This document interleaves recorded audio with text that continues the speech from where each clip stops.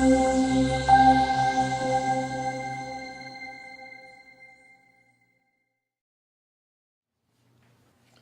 right, so now you're ready to get outside the building. Now, as I said, the things you're looking for are either in-person interviews or Skype conversations or Google Hangout. And so what you're looking to do inside an interview is first introduce yourself. Why are you here? What are you looking for? And I have to tell you that these discovery interviews are really sometimes very disconcerting, particularly in large companies where they can't believe you don't want to sell them something. In fact, they're kind of looking around for, where's the product, where's the demo, where's the PowerPoint? And so therefore it's kind of helpful to explain, listen, I'm happy to try to sell you something, but I'm really here to listen to you because I'm trying to understand how your business works and potentially how can I make it better. So setting that scene both in phone calls or emails and when you set up the meeting, or else you might end up with 15 people in a boardroom expecting a major presentation. You want to make these as casual as you can make them. And in fact, if you're going into large companies, instead of meeting in someone's office, meeting in the cafeteria or taking them out for coffee, kind of reduces the formal, give me the presentation style that people tend to expect. So one of the great questions in trying to get these interviews and get these meetings is, there's just 3 of us. Why would they even take a meeting? And there's a couple ways to do that. Number one is if you're a venture-funded company, you could always drop the names of your VC firm and your advisors, and you have this cloud of whatever, and people are impressed, and that's great. And if you're the 0.001% of the startups in the world, then you don't have this problem.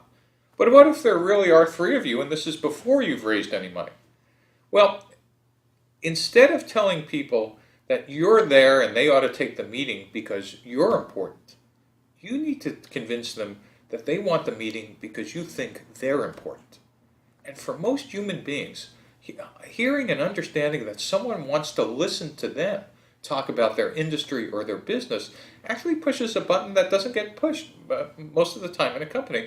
Particularly if you remember, I suggested you start with mid-level management rather than the top of the organization. A lot of mid-level managers never get asked for their opinion at all. And so if you make this clear that I'm not here to sell you, I've actually heard that you were pretty smart and you understand a lot about how your department works or your company works or your technology works, I'm really trying to learn. And typically, I suggest to startups that you're really honest, that we're really trying to learn about whether what we're building is what we think we have here, which is something that will radically change your job, your company, and your industry.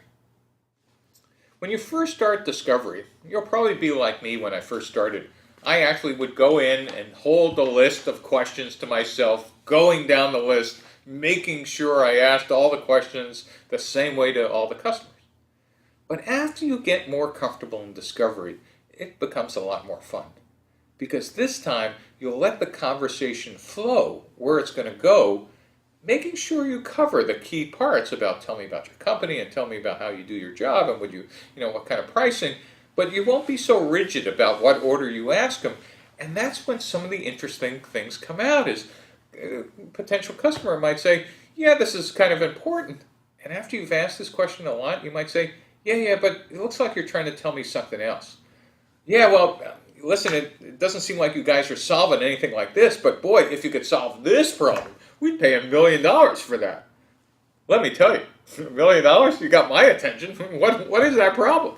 That's a great way to eventually let the conversations go where they want to go. 90% of the time, that was a wasted time.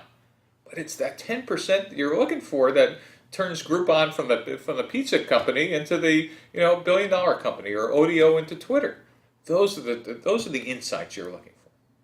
So one other thought about getting out of the building in these interviews is, if you're an engineer, it's really easy to understand and ask all the technical questions. But what you're really trying to train yourself to listen for is those market and customer and industry insights that, gee, too bad you're not doing X because the competitors today don't do that. Or too bad, you're not doing X. Or maybe, holy cow, you guys do X? And you were thinking it was about the top 12 features and they're talking about that you have a great UI.